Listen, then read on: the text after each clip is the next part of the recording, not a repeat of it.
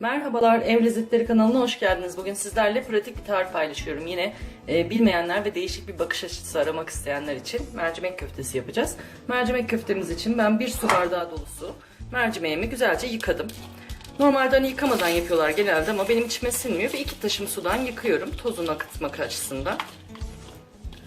Onu tencereme alıyorum. Üzerine 1 bardak mercimek için 3 bardak su ilave edeceğim. Aynı bardaklarla yapmanız önemli. Ölçüyü o şekilde belirleyin lütfen. 3 su bardağı su ilave ediyorum.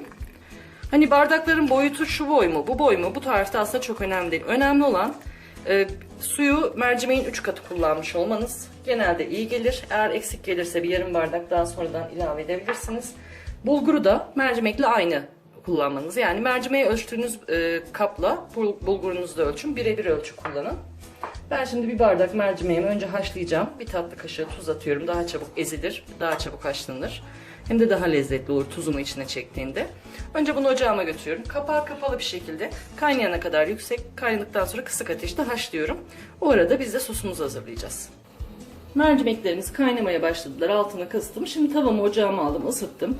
Ve bakın yarım çay bardağından 2 parmak eksik sıvı yağ. Pardon, 1 çay bardağından 2 parmak eksik. Yani yarım çay bardağından biraz fazla. Şimdi içine koyacağım tek yağ bu olduğu için biraz bol kullanıyorum. Ekstra çünkü yoğururken yağ ilave etmek istemiyorum. Çiğ yağ girsin istemiyorum mercimek köftesine. 2 diş sarımsağım vardı. Ben elimde ince ince kıydım. Ama isterseniz doğrayabilir ya da ezebilir ya da rendeleyebilirsiniz. Bugün sürekli dil sürçmesi yaşıyorum. Kusuruma bakmayın. Sarımsağımı şöyle bir cızırdatıyorum. Fazla kavurmanıza gerek yok. Üzerine bir tane orta boy kuru soğanımı ince ince kıydım. Onu da ilave ediyorum. Mutlaka elinizde doğrayın, rendelemeyin, acı suyunu çıkartmayın. Bu şekilde çok daha lezzetli olacak.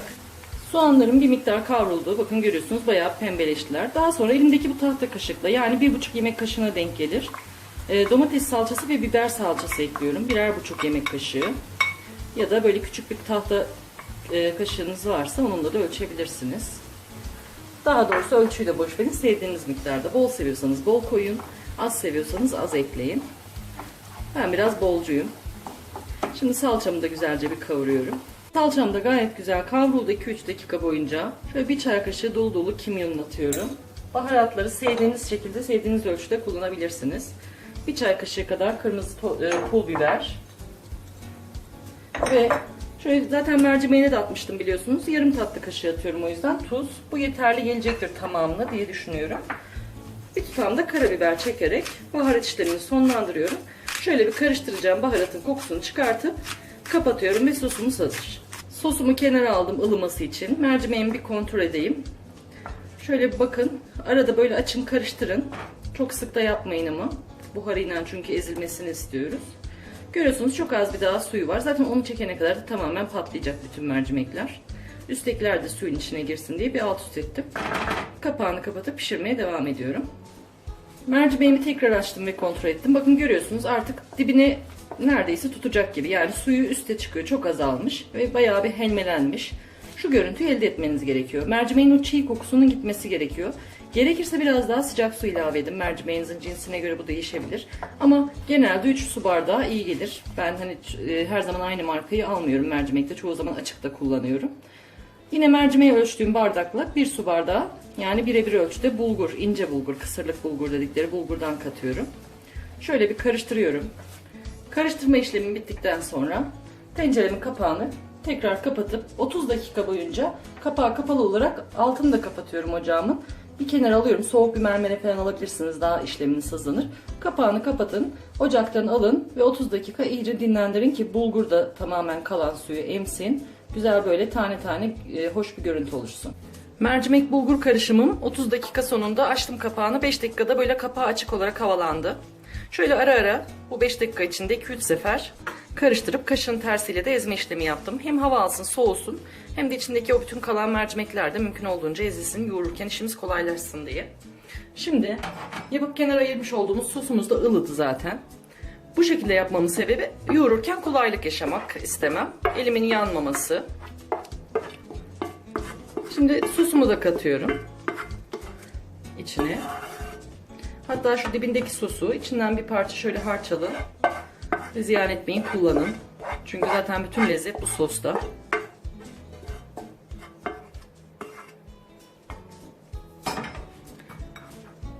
Sosundan sonra üzerine direkt yeşilliğini de atıyorum. Hepsini bir arada atacağım ve tek seferde yoğuracağım.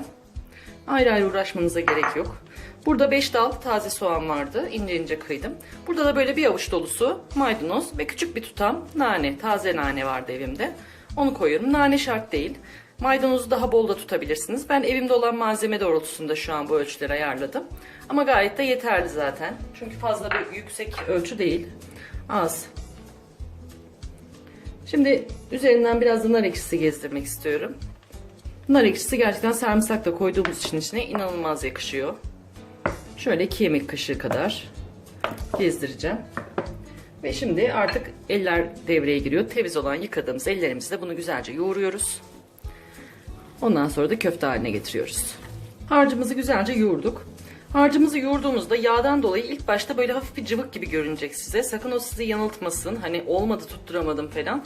O ilk sıcağını çıkartmak için hemen kapatın kapağını. Bir 5 dakika daha dinlendirin. İyice yağını da çektikten sonra gördüğünüz gibi taş gibi tane tane köfteleriniz olacak. Şu şekilde, çok fazla öyle uğraşmaya da gerek yok. İstediğiniz büyüklükte alın. Ve şu 4 parmağınızın arasında bakın şu şekilde yapıp çiğ köfte gibi sıkabilirsiniz.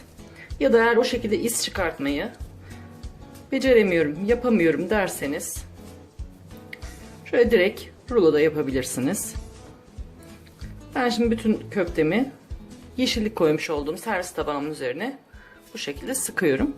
Bu arada arada bir elinizi böyle hafif köfte yapar gibi nemlendirmeyi de unutmayın. Çünkü elinize yapışacak taneler diğer köftelerinizin şekli bozuk olmasın.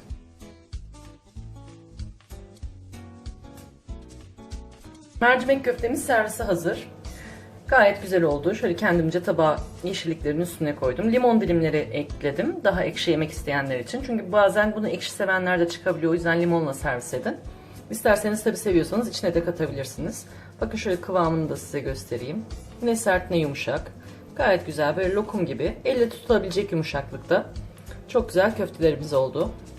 Umarım beğenmişsinizdir. Kanalıma abone olmayı, takipte kalmayı, videolarımı beğenip paylaşmayı unutmayın. Aynı zamanda sosyal medya hesaplarıma da desteklerinizi bekliyorum. Sevgiler diliyorum.